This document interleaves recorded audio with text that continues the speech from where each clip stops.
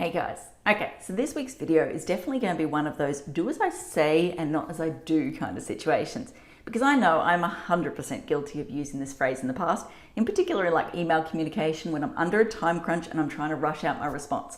Because I know it's something that the average person, so someone who doesn't have any prior town planning knowledge or experience, will instantly understand. So it helps me get my message across really, really quickly. Problem is, with the increased interest, let's just say, in the development process here in Brisbane at the moment, and therefore the increase in submissions that we're seeing across the board for development applications, which is due to COVID and a totally different video topic. But yeah, as a result of that intensification we're seeing of interest and eyes on the development industry, I feel like this phrase is kind of adding fuel to the fire. It's intensifying the aggression, the frustration that people are feeling towards the town planning process, rather unnecessarily. So I thought, hey, why don't I use this week's video to kind of give myself a kick up the backside to force me to stop using this phrase and to encourage other people out there to do the same thing, to stop using this phrase. So what is this phrase that I keep talking about? Well, quite simply, when it comes to town planning here in Brisbane, you cannot break the rules. There is no possible way to break the rules. What do I mean? Well, City Plan 2014, which is the planning scheme, aka the rule book that we operate under, is a performance-based scheme, which quite simply means it has two separate criterion or sets of rules or requirements that you can apply under. You have the acceptable outcomes and you have the performance outcomes. Both are equal. One is not higher or better than the other.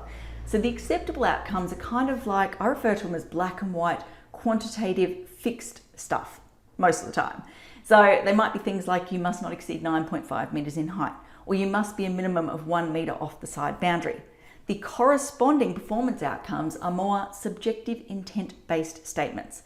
So if this rule over here says you must not exceed 9.5 meters in height, this one over here will say something like you must not increase or adversely impact on the neighbor's access to sunlight, daylight, breezes, all of that sort of stuff.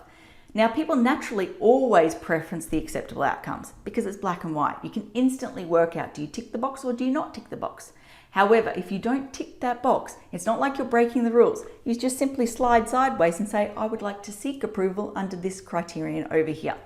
So like I said, I want to use this week's video to encourage people to stop using the phrase break the rules, because I have heard, and this is secondhand stuff that I'm hearing, but I have heard of council officers receiving death threats to their home addresses recently as a result of the amount of frustration that people are feeling out there.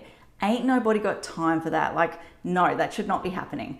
So I feel like when we're using this phrase, it's leading people to think and jump to the conclusion that people are doing the wrong thing. They're doing the dodgy thing. Council's letting people do things under the table that they shouldn't be doing. And that is just simply not the case. Like I said, both sets of rules are equal. You can go under whichever one you want. By doing this performance outcome over here, you are not breaking these rules.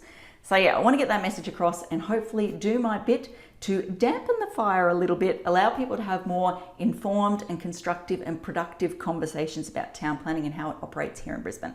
Okay, I think that covers off everything I want to talk about today. As I always say, until next time, thanks for watching. For all you red tape lovers out there, I have one thing to say. Well, no, actually, I've got three.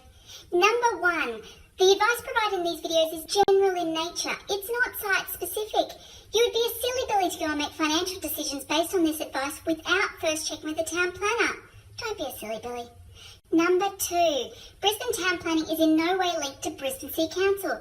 The views expressed in these videos are my own, not council's. So if you don't like them, blame me, not council.